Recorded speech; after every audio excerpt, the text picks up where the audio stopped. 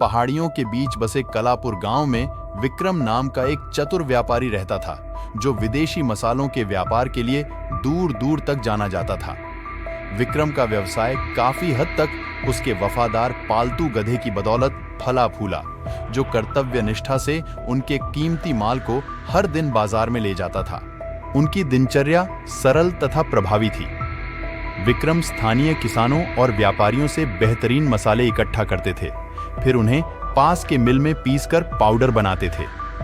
एक बार जब मसाले तैयार हो जाते तो विक्रम सावधानीपूर्वक उन्हें बोरियों में पैक करता और गधे की पीठ पर लाद देता और बाजार की यात्रा के लिए तैयार हो जाता। हर सुबह विक्रम और उसका पालतू गधा उसी परिचित रास्ते पर निकल पड़ते थे, जो गांव से होकर एक छोटी नदी के उस पार जाता था, जहां से वे नदी पार करके दूसरी ओर के बाजार तक पहुंचते थे। एक दिन अचानक एक चिकने पत्थर पर गधे का पैर फिसल गया और वह नीचे ठंडे पानी में धड़ाम से बैठ गया।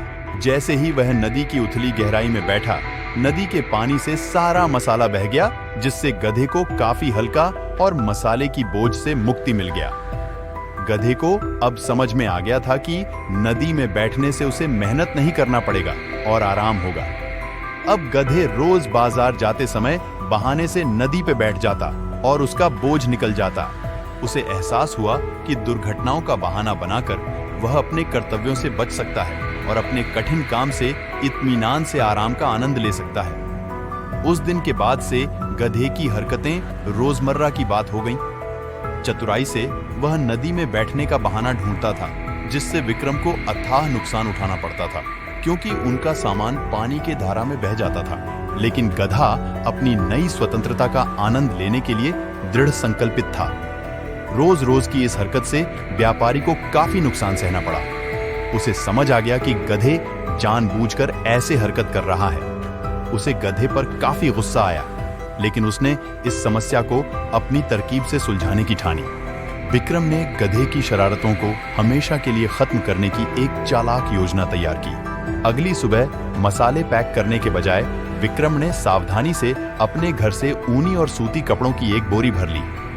अपनी आंखों में एक शरारती चमक के साथ उसने गधे की पीठ पर बोरा लाद दिया और बाजार की ओर चल पड़ा। जैसे ही वे नदी के पास पहुंचे, गधे अपनी नकली मासूमियत के साथ पानी में बैठ गया।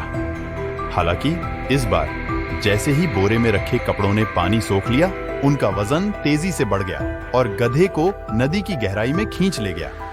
जैसे ही गधा पानी से उठा, उसका बोझ कई गुना बढ़ गया। गधा ठीक से चल भी नहीं पाया, लेकिन उसे चलते चलते बाजार जाना ही पड़ा। आधी अधूरी अकल गधे को काफी भारी पड़ा और उसने अपनी हरकतों से तौबा किया। गधे अपनी असफल योजना और मेहनत से भागने के खुराफाती योजना से पूरी तरह से दंडित हुआ।